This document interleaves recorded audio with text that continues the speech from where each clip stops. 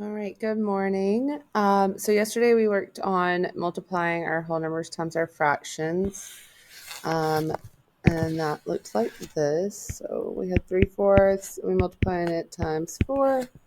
We would drop a 1 underneath our whole number, multiply across 3 times 4, which is 12, 4 times 1, which is 4. And then we had a couple different strategies for changing our improper fraction to a mixed number. But the one we really want to try to use is the dividing your numerator by your denominator. 4 can go into 12 3 times. 4 times 3 is 12. So we're left with no remainder. So 3/4 times 4 would be 3. So we're going to use this again today to find out parts of a group. So when we're talking parts of a group, you're immediately probably going to start thinking about division, which is one way to do it, but believe it or not, it's going to be the more difficult way. So what we're going to do is, just like we did yesterday, I'm going to show you a problem or two, and then I'm going to have you do the next problem while I'm paused. You're going to come back, check your answer, and then finish the video out in that same manner. All right, so our first problem, let's just look at our picture here. It says Mary saw 12 flowers. 2/3 of those flowers were white. How many white flowers did Mary see?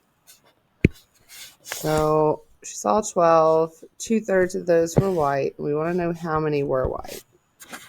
Okay, so one way is we can say, all right, well, we need 3 groups because that's our denominator. We know that that's how many parts we're splitting it into. So we could do 12 divided by 3, which would give me 4. Except for I want 2/3, so then I'd have to go back and multiply that times 2. See, 1, 2, 3, 4, 5, 6, 7, 8, 9, 10, 11, 12, 4 in each group. But now I need 2 groups. So I have 1, 2, 3, 4, 5, 6, 7, 8. All right, so that's one way. Yes, the answer will be 8. I'm going to have 8 white flowers. 1, 2, 3, 4, 5, 6, 7, and 8.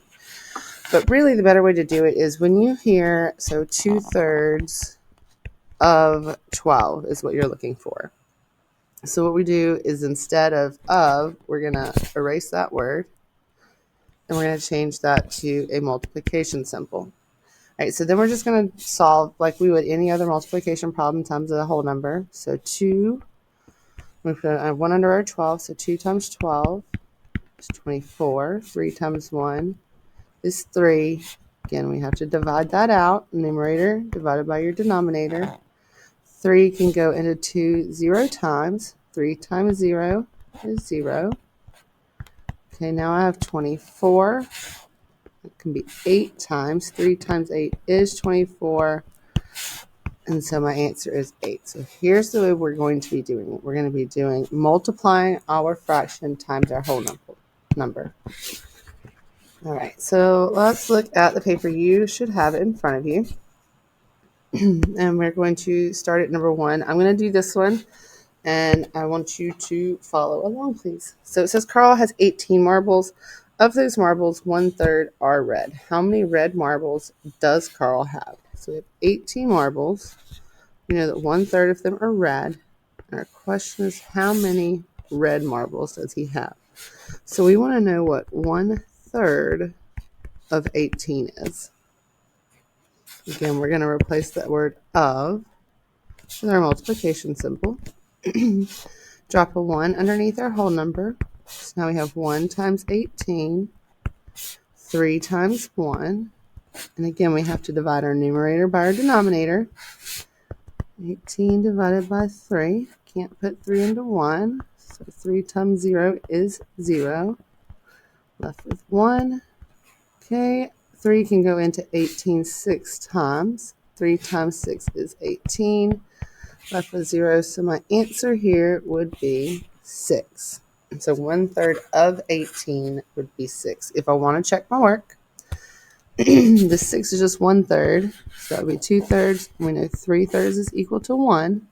So you can go back and check your work. 6 plus 6 is 12. 12 plus 6 is 18. So we got it right. 6 would be our answer. Okay, I'm going to do one more, and then you're going to join me on the next one. So 4/5 of Zach's stamps have pictures of animals. How many stamps with pictures of animals does Zach have? Well, I guess it would help if I gave you a number. So here's what I'm going to have you do. We're going to say 4/5 of Zach's stamps. Zach has 25 stamps, y'all. Go ahead and write that. I'm going to have it written on your paper for you. My bad. So 4/5 of Zach's animals have pictures of, or stamps have pictures of animals. How many stamps with pictures of animals does Zach have? All right, so we're looking for 4/5 of 25. All right, so again, we're going to replace that word of with our multiplication symbol. Putting a 1 underneath our whole number, multiplying across. All right, so 25 times 4. 4 times 5 is 20. Carry my 2. 4 times 2 is 8. Plus 2 is 10. So I have 100. And then 5 times 1 is 5. All right, so we have an improper fraction. We need to make that into a mixed number. We're going to divide our numerator by our denominator. Okay, so 5 can't go into 1. Bringing down our 0. 5 can go into 10 2 times. 2 times 5 is 10. Bring down my next 0. 5 cannot go into 0, so put a 0 here. 5 times 0 is 0. We have no remainder. So 4/5 of Zach's stamps would be 20 stamps.